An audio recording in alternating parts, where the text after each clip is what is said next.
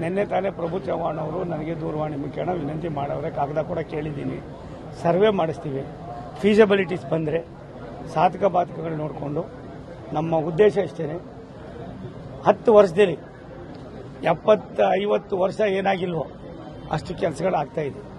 Railway nothing but A defence. ರಕ್ಷಣಾ ಇಲಾಖೆ ಯಾವ ರೀತಿ ದೇಶವನ್ನು ಸಂರಕ್ಷಣೆ ಮಾಡ್ತಾ ಇದೆ, ಈ ದೇಶದ ಮೂಲೆ ಮೂಲೆಗಳಲ್ಲೂ ಕೂಡ ರೈಲ್ವೆ ಇಲಾಖೆಯಿಂದ ಸಾಮಾನ್ಯ ಜನರ ಓಡಾಟಕ್ಕೆ ತೊಂದರೆ ಆಗದಾಗೆ ಮಾಡೋದಕ್ಕೆ ಕೆಲಸ ಮಾಡ್ತಾ ಇದ್ದೀವಿ.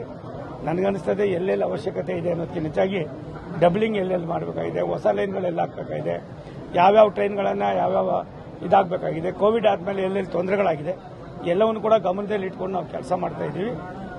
ಬೀದರು ಕೂಡ ಒಂದು ಪ್ರತಿಷ್ಠಿತವಾದ ಜಿಲ್ಲೆ ಆಗಿರೋದ್ರಿಂದ ಈ ಜಿಲ್ಲೆಗೆ, ಅದರಲ್ಲೂ ವಿಶೇಷವಾಗಿ ಸನ್ಮಾನ್ಯ ನರೇಂದ್ರ ಮೋದಿಯವರ ದೂರದೃಷ್ಟಿಗೆ ನಾವು ಮನ್ನಣೆ ಕೊಡೋದ್ರ ಮುಖೇನ ದೇಶದ ಸರ್ವಾಂಗೀಣ ಅಭಿವೃದ್ಧಿಯಲ್ಲಿ ಬೀದರ್ ಜಿಲ್ಲೆಯನ್ನು ಕೂಡ ಕೊಂಡೊಯ್ತೀವಿ.